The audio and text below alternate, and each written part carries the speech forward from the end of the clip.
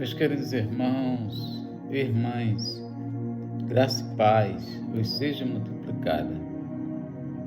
Neste momento, eu gostaria de convidar vocês para a gente continuar uma reflexão exatamente na área da cura.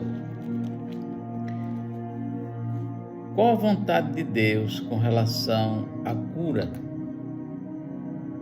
O que Deus quer relacionado à cura? É da vontade do Senhor curar as doenças? Temos muitos versículos, meus queridos irmãos, aqui na palavra do Senhor, onde é bem claro a vontade do Senhor para curar. Deus não quer nenhum dos seus filhos doentes. Nunca foi o seu plano que os seus filhos estivessem doentes. Vamos ver em Tiago, capítulo 5, continua aqui a palavra. Está alguém entre vós doente? Chame os presbíteros da igreja e orem sobre ele, ungindo-o com o azeite em nome do Senhor. Está alguém entre vós? Isso quer dizer, isso nos faz entender que ali entre os irmãos na igreja primitiva que estava em Jerusalém, não havia praticamente gente doente, porque ele diz, quem está escrevendo essas palavras é um dos líderes que dirige a igreja em Jerusalém, a igreja primitiva, Tiago, irmão do Senhor. E ele não estava só, ele tinha um grupo enorme de presbíteros ou anciões, que é a mesma coisa, que dirigia juntamente com ele, além dos outros apóstolos, Pedro e os demais apóstolos. Então ele diz, está alguém entre vós doente? Chame os presbíteros, unja-o com óleo. O óleo, normalmente o seu líder tem um óleo, aonde ele vai pegar este óleo. Muitas pessoas não conhecem isso, principalmente os crentes mais novos. Sempre tem um líder, um presbítero, um pastor. Então ele vai ter o óleo. Se você pedir, está doente, peça para que seja ungido. E ele vai te ungir em nome do Senhor, porque é mandamento. E diz aqui que a oração da fé salvará o doente e o Senhor o levantará. E se houver cometido pecado, ser-lhe-ão perdoados. Veja a importância desta unção. E se há necessidade de confessar, confessar as vossas culpas uns aos outros. Já falamos no vídeo anterior que confessar libera perdão. Quando a pessoa confessa, se perdoa a si mesmo. Você pode confessar para outras pessoas, outros líderes, um crente que está orando ali por você, ou pode confessar diante de Deus, depende da sua fé. Também há algumas coisas que impedem a falta do conhecimento da vontade de Deus ou a falta de liberação de perdão para outras pessoas. Mas vamos rapidamente, meus queridos, ver aqui como é que Deus, quais são os princípios para a operação da fé. Vamos conhecer como é que a gente chega ao conhecimento da vontade de Deus. Podemos conhecer a vontade de Deus através da palavra Logos, ou seja, o que a Bíblia diz. Logos é a palavra toda. O que a palavra de Deus fala com relação à cura, qual a vontade do Senhor. Aí você vai ter centenas de versículos mostrando a vontade de Deus com relação à cura, mas Deus ainda revela a sua vontade através da palavra rema, que é uma revelação dentro da palavra de Deus, chama-se rema, uma revelação, Ainda tem o testemunho interior, o Senhor fala, porque nós temos o Espírito Santo, e o Espírito Santo fala com o nosso espírito com relação à vontade de Deus.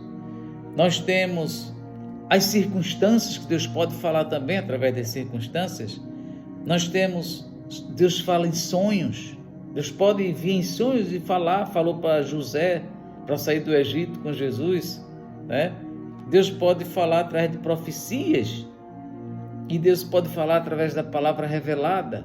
Isso aqui são alguns dos princípios pelo qual o Senhor fala com a gente, revelando a sua vontade.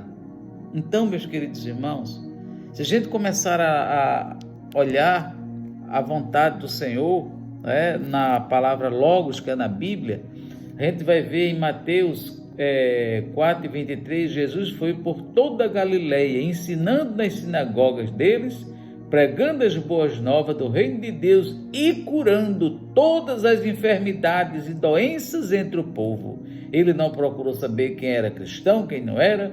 Ele ali saía curando todas as enfermidades entre o povo, principalmente entre os judeus, né?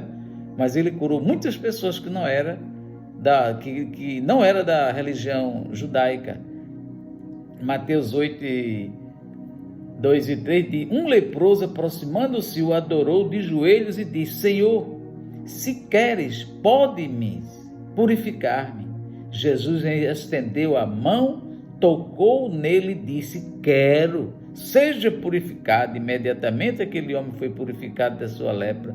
Temos ainda em Mateus 8:16-17, ao anoitecer, foram trazidos a ele muitos endemoniados, e ele expulsou os espíritos com uma palavra e curou todos os doentes.